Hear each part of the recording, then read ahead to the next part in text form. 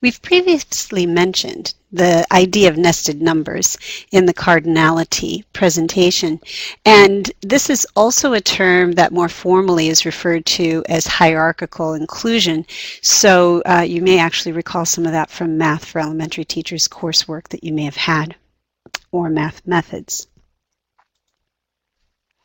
Although the term hierarchical inclusion or nested numbers is not specifically mentioned in the Common Core state standards, the concept itself is present.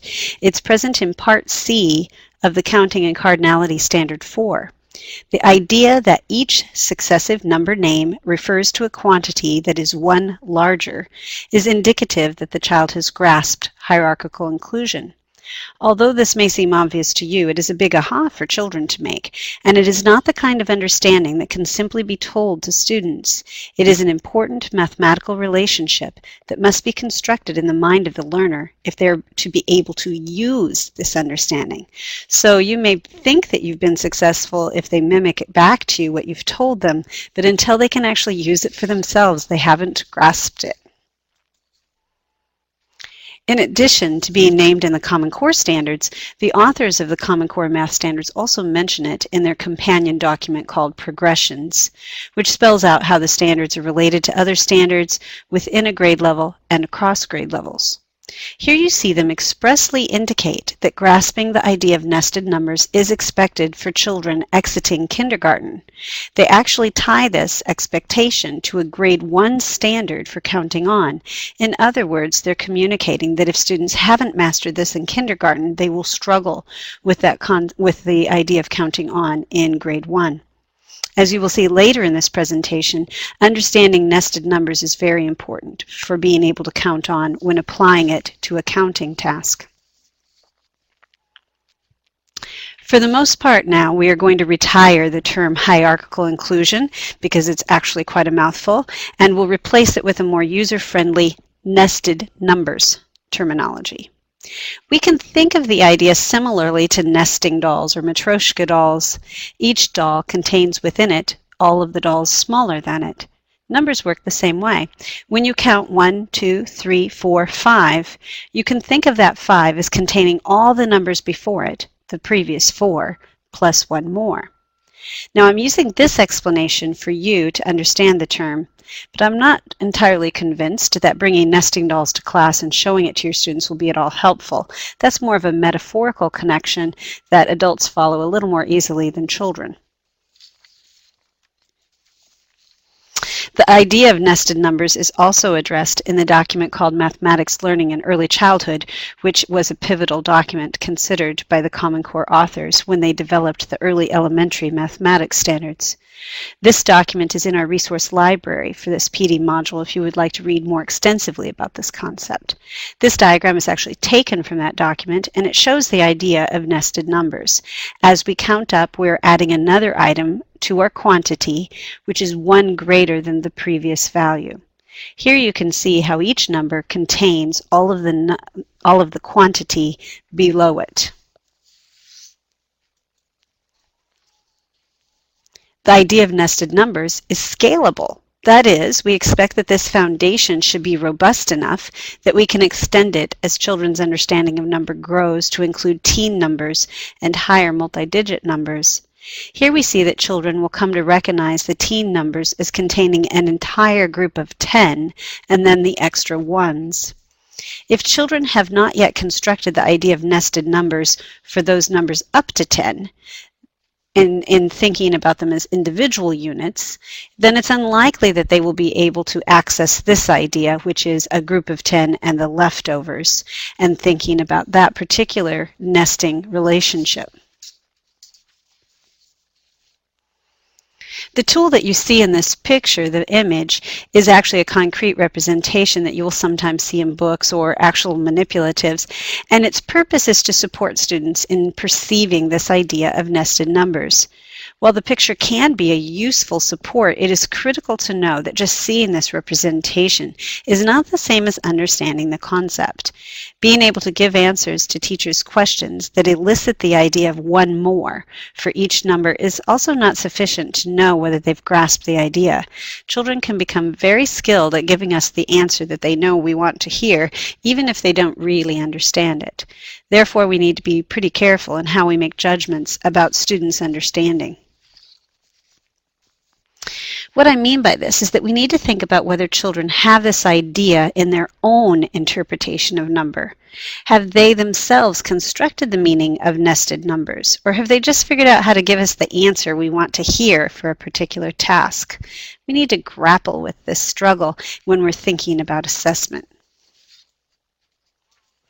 Now here's an assessment task that you can use to see if students have constructed the idea of nested numbers.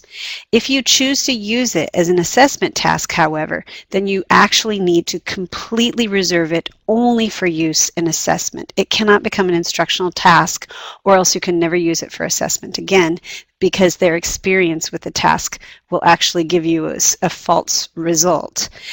So if you choose to do this, don't use it as a center or an instructional task. Only pull it out later after they haven't seen it for a while, and never talk to them about how to think about this task. Always just go with their own understanding.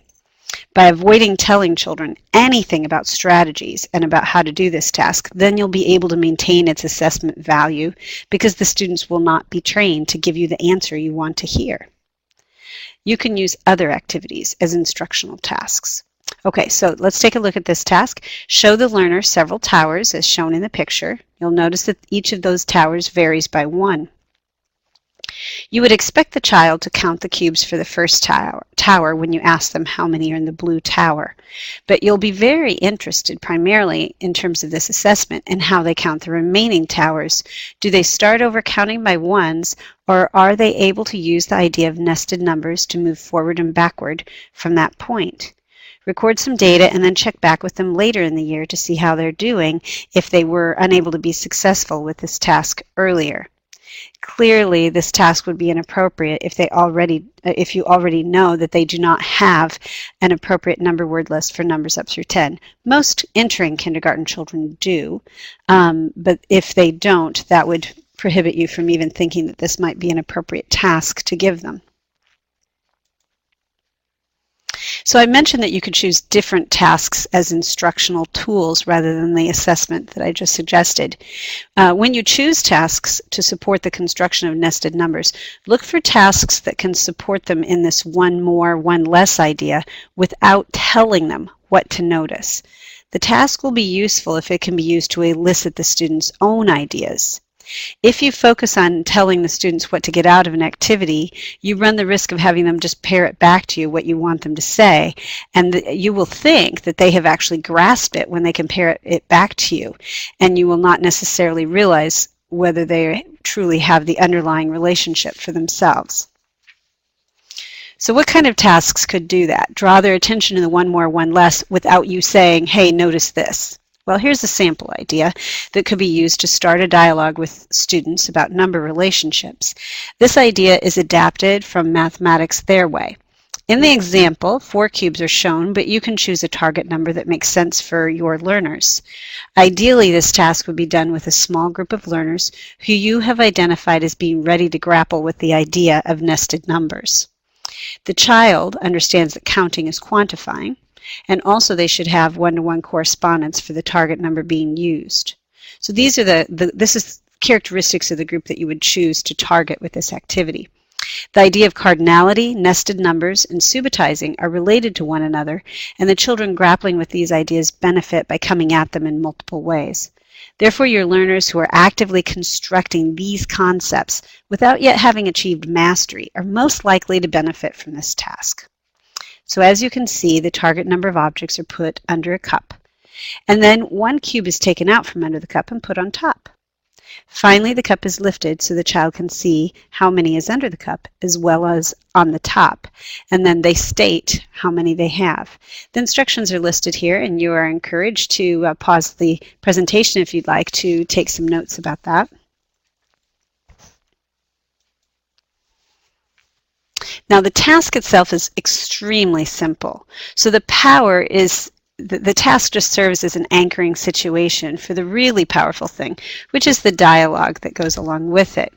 So consider that dialogue. Think about what the children are doing during the task, and they're going to repeat it several times, so you have time to actually think about these questions.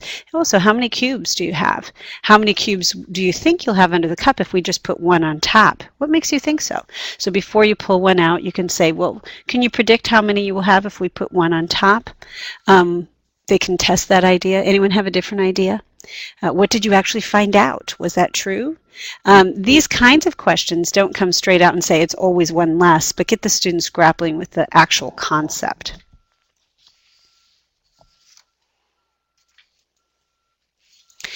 The Mathematics Their Way document is listed there. It's just filled